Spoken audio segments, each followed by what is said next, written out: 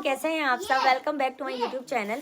तो आज मेरे लिए बहुत ज़्यादा खुशी का दिन है क्योंकि मैं बहुत खुश हूँ।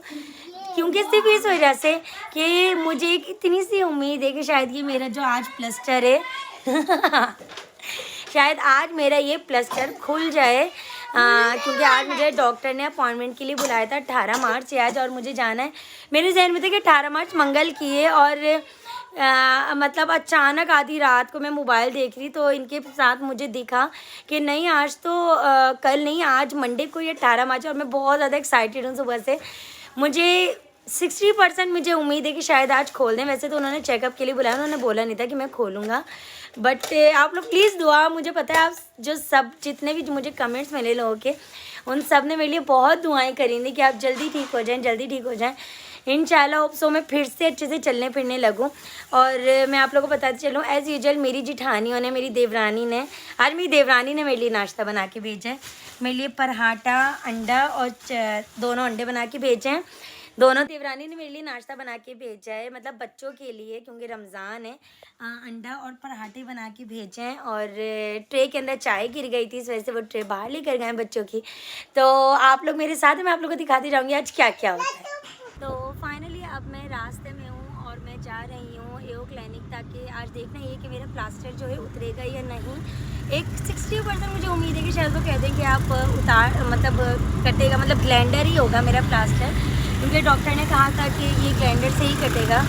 ये मुझे तो नहीं पता था प्लास्टर वगैरह किस तरीके से कटता है, क्योंकि मेरा तो फर्स्ट टाइम था और इंशाल्लाह लास्ट टाइम ही है। मैं बड़ी परेशान हुई हूँ, स्पेशली एज अ मदर इतना ज़्यादा मुझे स्ट्रगल करना पड़ रहा है। और यकीन करें अगर मेरी जिठानियाँ, देवरानी, मेरी भाभियाँ, मेरी ननी, ये लोग नहीं होती ना, मेरी सास नहीं होती, मैं इस तरीके से सर्वाइव नहीं कर पाती। क्योंकि ज़ाहिर है बच्चों का खाना पीना, नाश्ता, नहलाना धुलाना सब इन सब ने ही किया।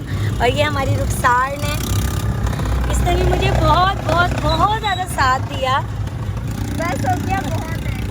इसने मेरा इतना साथ दिया कि रात में भी, कि बच्चों को जैसे अगर मैं तैयार कर रही होती थी जैसे बैठे बैठे, तो इसने मुझे टिफ़िन बना के देना होता था। और सुबह मेरे लिए फिर 8 बजे उठती थी कि भाभी ने, बच्चों ने उठना है तो टिफ़िन रेडी करना है। सारी चीज़ें इतना ज़्यादा, मतलब ये टाइम मेरे लिए बहुत ज़्यादा मेमोरेबल गुजरा है। और कहते हैं ना बुरे वक्त में देखा जाता है कि कौन किसके साथ कितना है कितना नहीं। तो मतलब मैंने देखा कि सब मेरे साथ कितने फेयर थे कि मैं बहुत ज़्यादा खुश थी कि अल्लाह का लाख शुक्र है, मेरा मैका और मेरा ससुराल दोनों इतने ज़्यादा सपोर्टिव हैं। और स्पेशली फरहान, जिनको मैं सीरियसली बोलूँ तो एक बहुत केयरलेस बंदा है, उस टाइप का बंदा है कि अगर मैं गिर भी रहा हूँ तो उठाए ना। और इन्होंने इस दिनों मेरी इतनी केयर करी है। और मैं हमेशा ख्वाहिश ही रहती थी, मैं इनसे हमेशा यही बात कहती थी कि देखना अगर मैं बैठ गई ना तो तुम परेशान हो जाओगे। क्योंकि ऐसा होता था, अगर मैं इनको ये भी बोल दूँ ना कि बच्चों को भूख लग रही है, ज़रा नीचे से कुछ ला दो, मजाल ही ये बंदा उठ जाए बेड पर से बैठने के बाद। लेकिन इन दिनों उन्होंने मेरी इतनी केयर करी, और बच्चों की भी, कि रात में वॉशरूम लेके जाना है, कि अब बच्चों को भूख लग रही है, ये करना है वो करना है। ओवरऑल सब कुछ फरहान ने किया।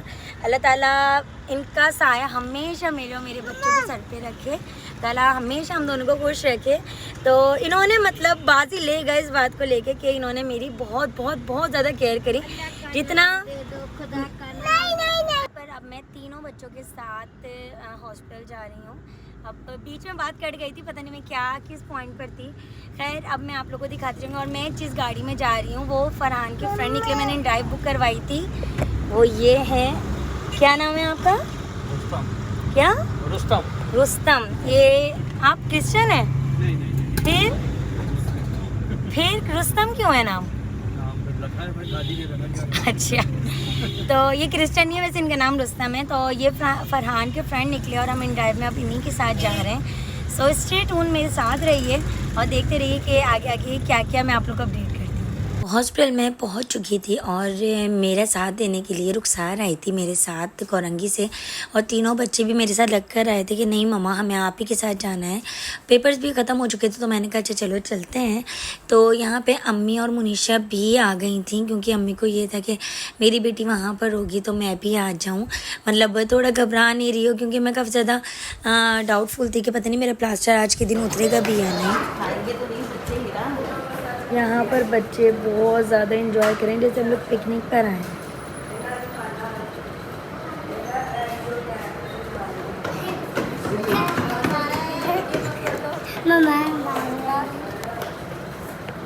और यहाँ पे अम्मी और मनीषा भी मेरे पास आ गए हैं।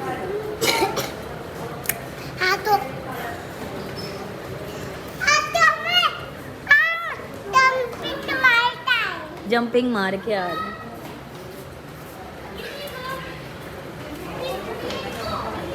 सो यहाँ पे हम वहाँ पे आराम से बैठे हुए थे रिलैक्स होकर, तो वार्ड बॉय आया और कहने लगा कि बस आपका नंबर आने ही वाला है, आप जल्दी से अंदर चलें।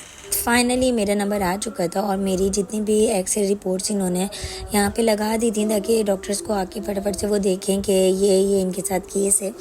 और हम यहाँ पे वेट ही कर रहे थे। इन्होंने देन डॉक्टर आए, उन्होंने फाइनली बोला कि आपका प्लास्टर अब हम खोल रहे हैं, बट आप अभी भी जो है 20 से 25 डेज़ मतलब अप्रॉक्सीमेटली 1 महीने तक जो है आप इतना ज़्यादा पाँव पे जोर नहीं डाल के चल सकती। बट हम है ना, हमें तो चलना लाजमी ही है, ऐसा हो ही नहीं सकता प्लास्टर खुलने के बाद। वैसे मैं सच बताऊं तो मतलब 2 हफ्ते मुझे खड़े होने में लगे लिटरली। जब प्लास्टर उतरा मुझे तो ऐसा लग रहा था कि शायद मेरा पाँव खुला मतलब चलने के काबिल ही नहीं है, क्योंकि इस हद तक वो सुन हो चुका था, इस हद तक सुन हो चुका था कि जब प्लास्टर खुला है तो मैं बिल्कुल भी उठ नहीं पा रही थी। और मैं इतना ज़्यादा इस बात से डिसअपॉइंट थी, क्योंकि जितनी मेरी एक्साइटमेंट थी ना कि आज प्लास्टर खुल जाएगा और मैं फाइनली चल पाऊँगी, बट मैं बिल्कुल भी नहीं चल पा रही थी। और मैंने फिर दोबारा से मतलब इसके बाद मेरी फिजियोथेरेपी वगैरह स्टार्ट हुई, इसके बावजूद भी मुझे बिल्कुल भी कोई असर नहीं हो रहा था। मेरा पेन था वो एज इट इज़ था। और फिर जब मुझे किसने बोला, हाँ फिजियोथेरेपी ने बोला कि आपको दोबारा से सर्जन को आपको मैं रिकमेंड कर रहा हूँ कि आप लोग दिखाएं, तो मैं उस वक्त कम्प्लीटली नाउम्मीद हो गई थी। जबकि नाउम्मीदी मुझे नहीं करनी चाहिए थी, बट मुझे ऐसा लग रहा था मैं अभी 0 पॉइंट पे आ गई हूँ। और उस दिन मैं घर आके अपनी सास के साथ बैठ के इतना रोई, मुझे ऐसा लग रहा था कि मतलब मैं फिर से वही स्टार्ट हो गई हूँ कि जहाँ से मेरे पेन स्टार्ट हुआ था। बट अल्लाह ताला का करना ऐसा हुआ कि उसको मेरा रोना पसंद आ गया होगा। और मैं अल्लाह ताला से यही कहती, अल्लाह ताला क्या इतने टाइम सर्वाइव करने के बाद भी मैं अभी तक 0 पर ही हूँ। तो कुछ ऐसा अल्लाह ताला ने मतलब जादू किया कि नेक्स्ट डे से जो है मैं थोड़ा चलना स्टार्ट हुई, मेरा पाँव थोड़ा नॉर्मल होना स्टार्ट हो गया था। यहाँ पे मैं अपना पाँव इसलिए दिखा रही हूँ, जब मेरा प्लास्टर खुला था तो इतना काला भट मेरा पाँव निकला था कि जिसकी कोई इंतहा नहीं थी। और इतना ज़्यादा मेरी जो स्किन थी वो ड्राई हुई थी अंदर से कि खाल बाकायदा हट रही थी।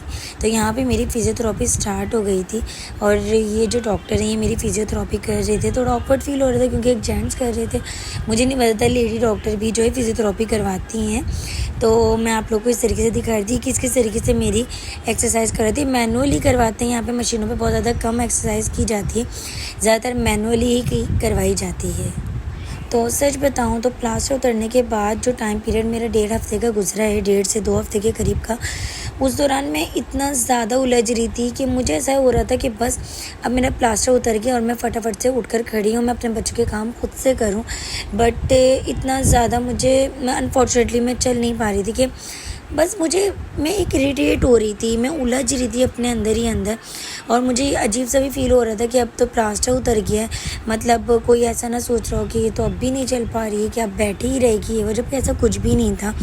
मेरे ससुराल वाले मतलब मेरे इन लॉज वगैरह सब बहुत अच्छे से मुझे ट्रीट कर रहे थे, मुझे दिलासा दे रहे थे कि नहीं ऐसा कुछ नहीं है, कुछ टाइम बाद सही हो जाएगा सब। अभी हीरम भाभी भी नॉर्मली ऐसे ही कह रही थी कि हीरा थोड़ा दिन लगेंगे, कोई बात नहीं, तुम रिकवर हो जाओगी। बट मेरा दिल काफ़ी ज़्यादा इन चीज़ों को लेकर डिस्टर्ब हुआ था। उन्होंने मुझसे ये भी कहा कि हम तुम ऐसा फ़ील तो नहीं करवा रहे कि तुम बैठ के खा रही हो ये वो, तो फिर तुम ऐसा क्यों खुद से फ़ील कर रही हो।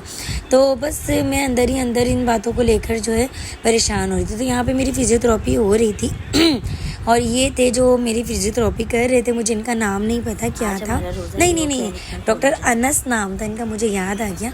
और अफ्तारी का टाइम वहीं पर ही हो गया था, तो इन्होंने हमें ये बॉक्स दिया था जो कि अफ्तारी के लिए था। तो मुनीशा वगैरह बच्चों को लेके घर पे चली गई थी।